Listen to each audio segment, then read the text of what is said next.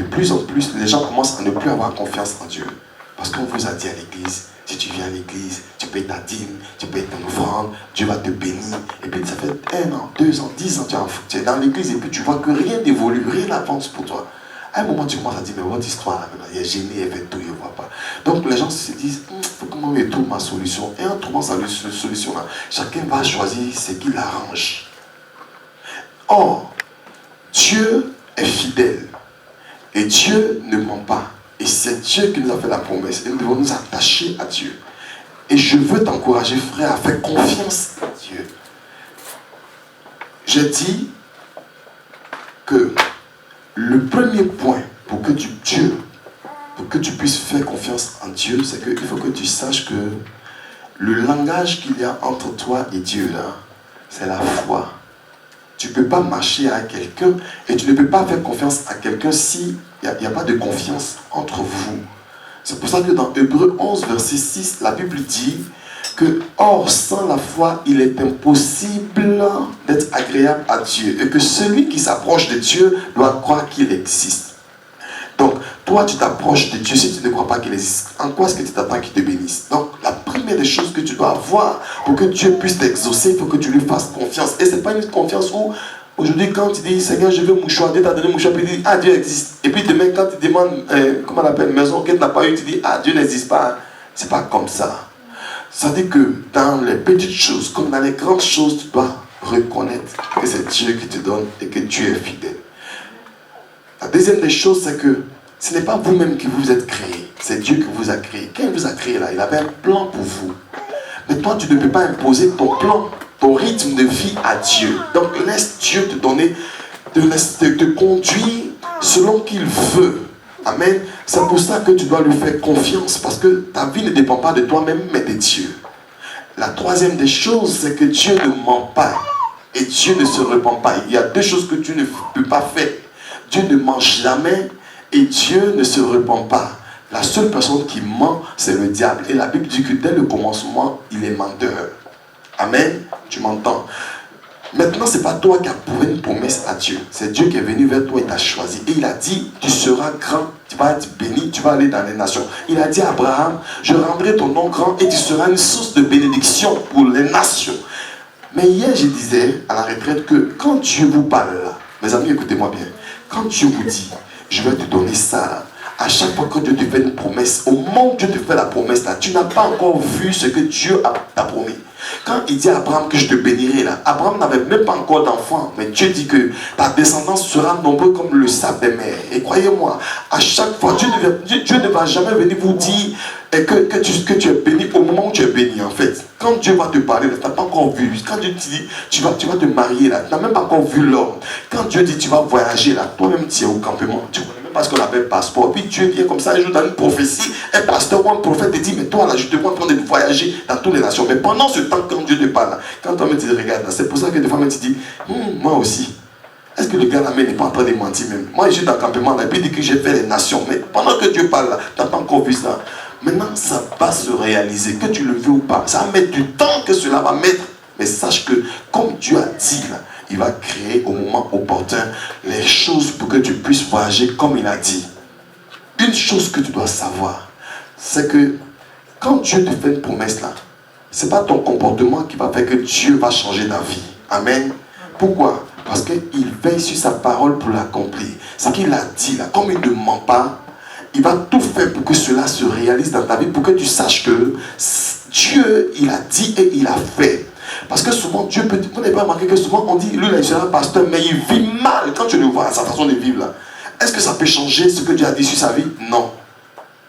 Donc, ce n'est pas nos attitudes, nos comportements là, qui vont changer le plan de Dieu pour notre vie. Quand il a dit, ça va se faire.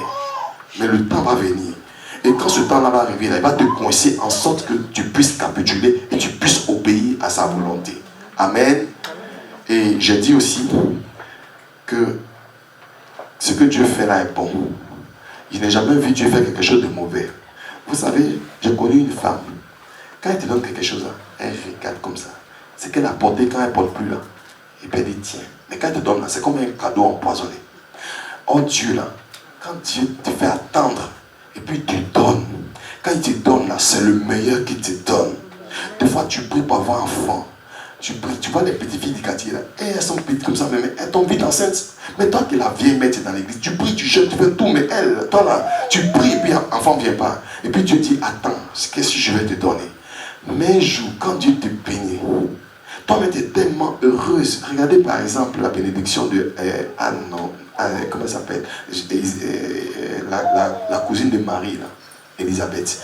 Quand elle tombe enceinte là, elle-même elle est obligée de se cacher. Cette bénédiction, elle s'est cachée pendant 6 mois pour ne pas que les gens voient. Parce qu'elle était vieille déjà. Au moment où il ne s'attend pas. Mais quand l'enfant est né là, la Bible dit que parmi les hommes là, cet enfant-là est le plus grand.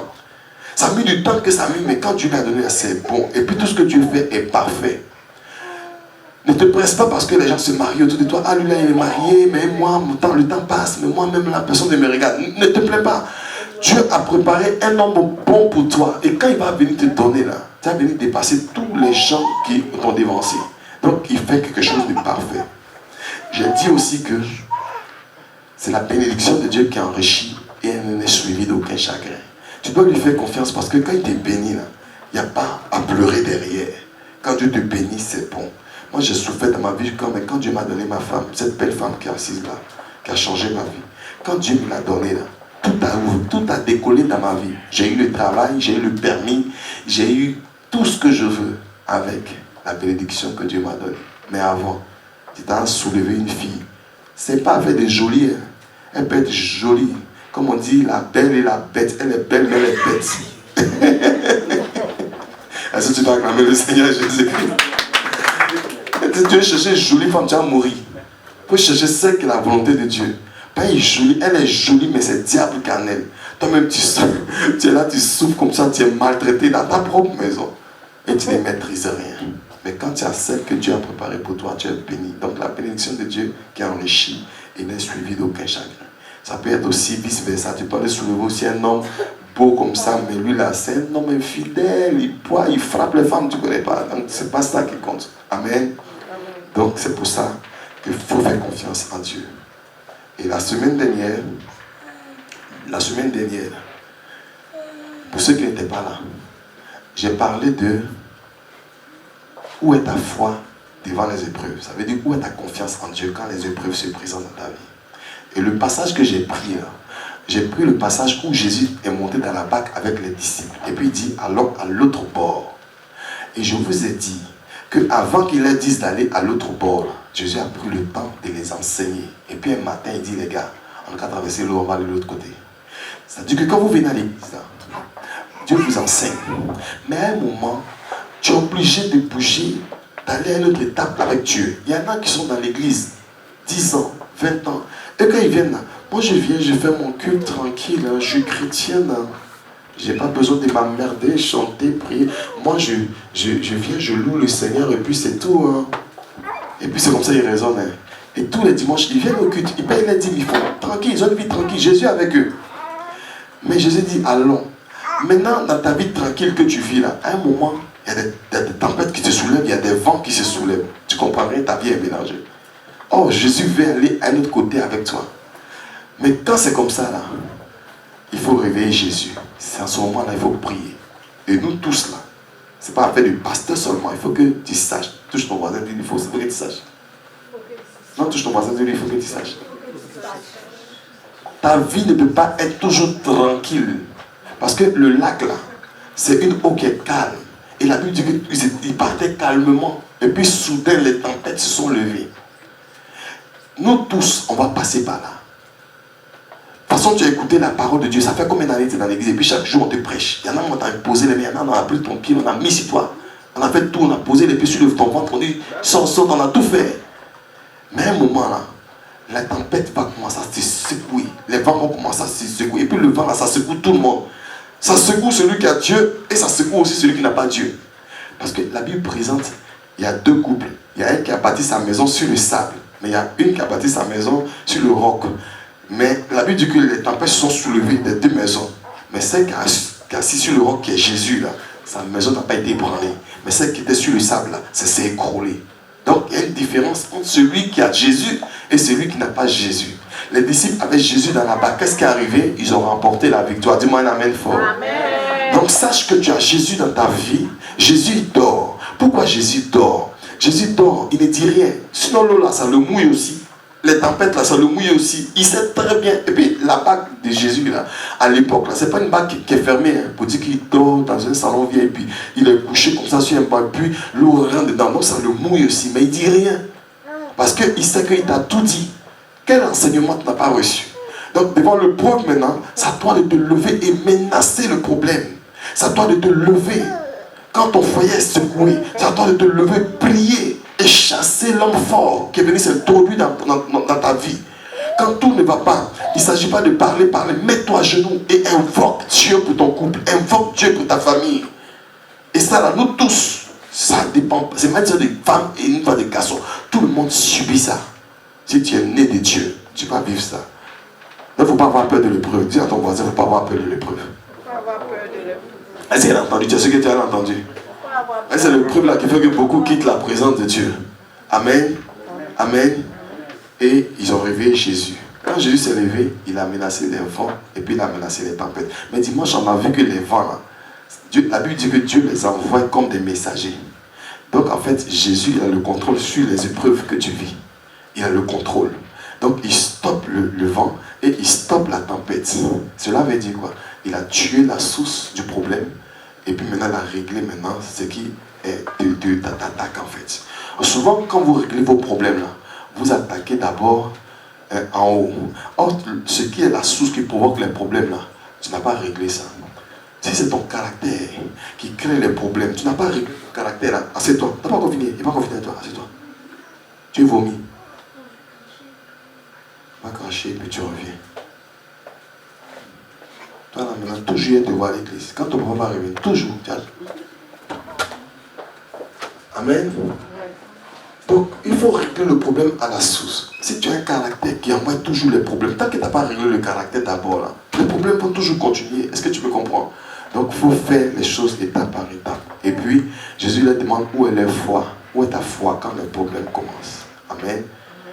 Donc, tout ça, je parle de foi pour que tu puisses faire confiance en Dieu. Jésus est avec toi. Aujourd'hui, le thème que je vais partager avec vous, qui c'est? La puissance de l'évangile. C'est un thème que j'ai déjà prêché ici, mais le Seigneur voulait que je parle de ça. La puissance de l'évangile. Croyez-moi, je ne suis pas long dans les messages, nous tous fatigués. Il finit vite, et puis on va bien manger. La puissance de l'évangile. Prenons Romains 1, verset 16. Romains 1, verset 16. Il y en a qui cherchent fort. Quand on va faire des livres, c'est là qu'ils vont trouver. Romains 1, verset 16. Et je lis. Paul dit, en effet, je n'ai pas honte de l'évangile de Christ. L'évangile appartient à qui? À Christ. C'est une puissance pour le salut de tout homme qui fait quoi? Pour tout homme qui croit. Du juif d'abord, mais aussi du non-juif. En effet, c'est l'évangile qui révèle la justice de Dieu par quoi? Par la foi. Et pour... Comme cela est écrit, le juste vivra par la foi. Et je dis qu'en ce moment, nous sommes beaucoup sur la foi. Ça veut dire faire confiance en Dieu. Amen. Deuxième passage. Deuxième passage, c'est Luc 4, verset 18. Luc 4, verset 18. Et je lis. Luc 4, verset 18. Il dit, l'Esprit du Seigneur est sur moi parce qu'il m'a consacré par onction pour annoncer une bonne nouvelle aux pauvres. Et il m'a envoyé pour guérir ceux qui ont le cœur brisé, pour proclamer aux prisonniers la délivrance et aux aveugles le recouvrement de la vue, pour envoyer libres les opprimés et pour proclamer une année de grâce du Seigneur. Amen. Le dernier que nous allons prendre, c'est Hébreux 11, verset 8, que je vous ai déjà lu. Hébreux 11, verset 8, c'est Hébreux 11, verset 6.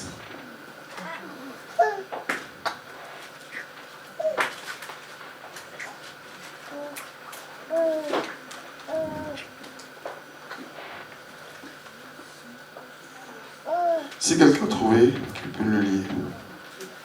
Je vous laisse lire. Si quelqu'un a trouvé, Hébreux 11, verset 6. Vas-y. Enfin, ma Mhm. Il est impossible d'être agréable